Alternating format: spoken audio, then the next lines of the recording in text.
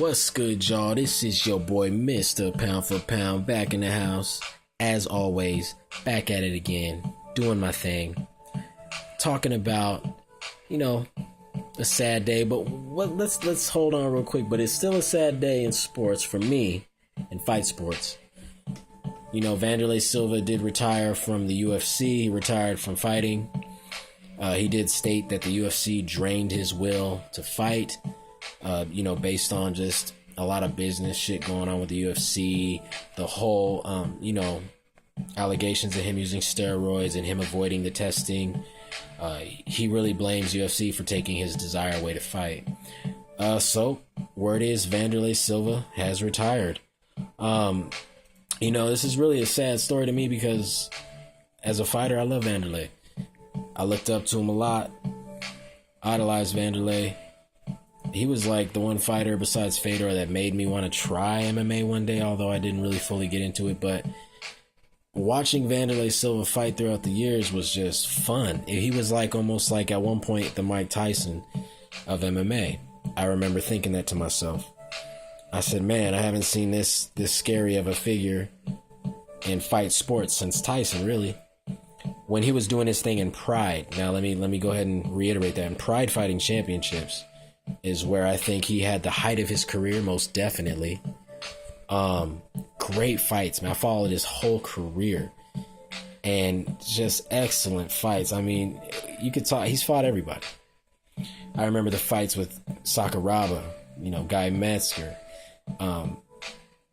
One fight that I actually liked a lot, even though it ended up in a draw, was the Crow Cop fight when he fought Mirko Crow Cop. Now, if you guys haven't seen that fight, it was at Pride 20, Armed and Ready. That was a great fight.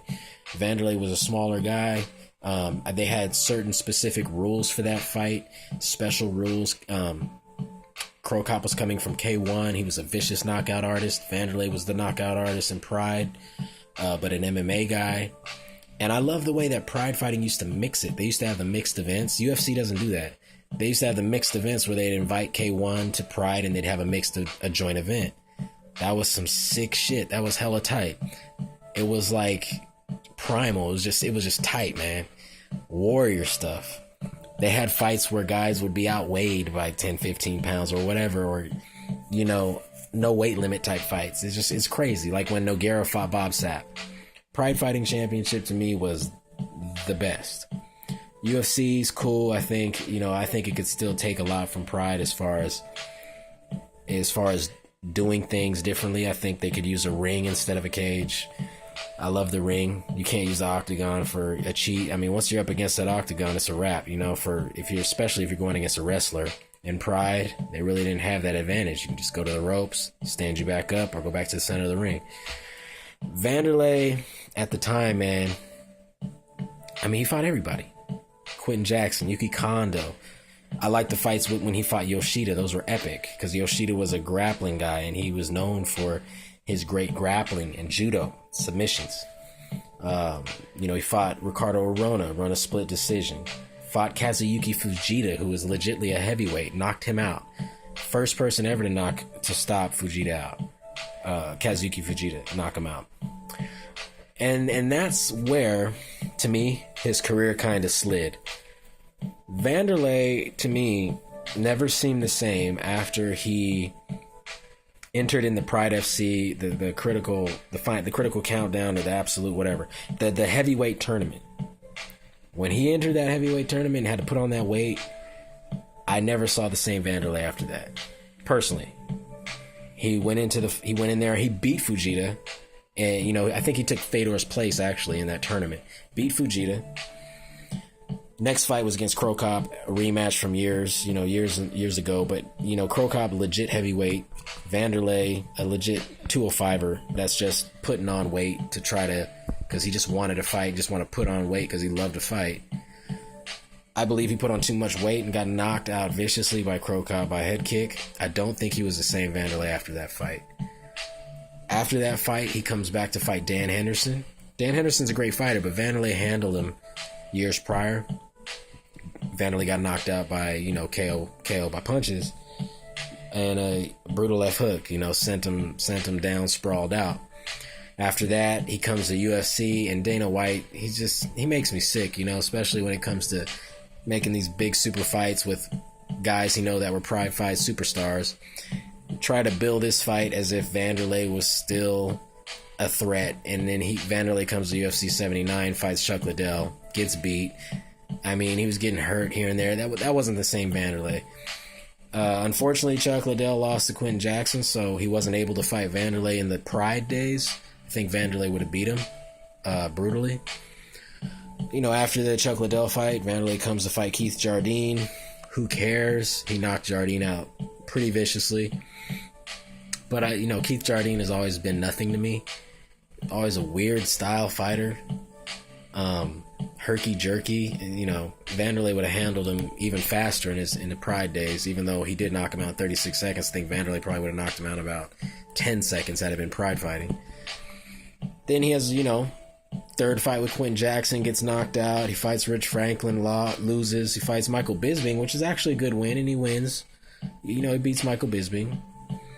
But then he comes back and loses to Chris Lieben by KO. That just really breaks my heart.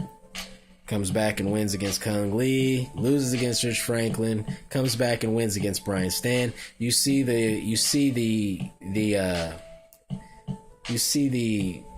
timeline of what's happening in his career. He's slowly falling off. And like I said, I believe it was the heavyweight tournament in Pride that did it. Other than that, he had a great career. Many, many moments and many, many fights where he gave memorable memories. I don't think Wanderlei has anything to worry about as far as money. He's set. I don't think there's a reason for him to fight anymore or continue on to fight, unless it's just in his heart that he wants to. But like he said, his desire's gone. So with that being said, Wanderlei Silva to me has had a great career. Even though his record is 35 wins and 12 losses, 1 draw, 1 no contest, that is a lot of fights. Unfortunately, there are a lot of losses on his resume. A lot more than I thought there would be or should be. Had he would have, took his career a little differently. But he's a fighter, and he's a fighter's fighter. He's a banger. He's a brawler. He goes in there to give people what they want to see, which is a good fight. He doesn't go in there and try to lay on somebody, which I hate about a lot of these submission guys. They go in there and they give you a stinker of a fight. Yeah, I understand the whole ground game.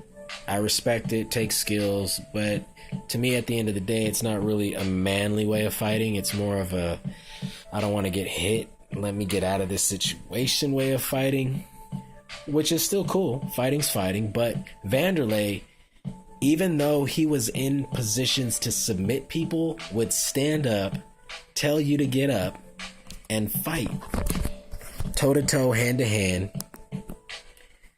for the people, for himself. That's the type of fighter he was.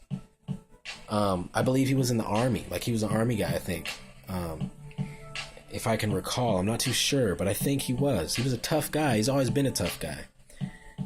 But Wanderlei really did fight for the people. He really did fight for your entertainment. So that's why I always respect Wanderlei. Because even in situations where he, like I said, he could have submitted people, he would stand back up and fight. He wasn't a punk. He wasn't a coward. He was a real fighter, a true fighter. I love Wanderlei Silva, man.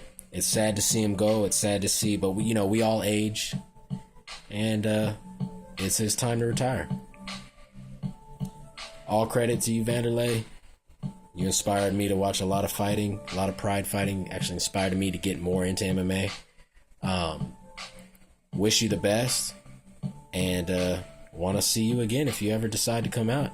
But if you don't decide to come out of retirement, hey, totally understand. This is your boy, Mr. Pound for Pound. Y'all have a good one.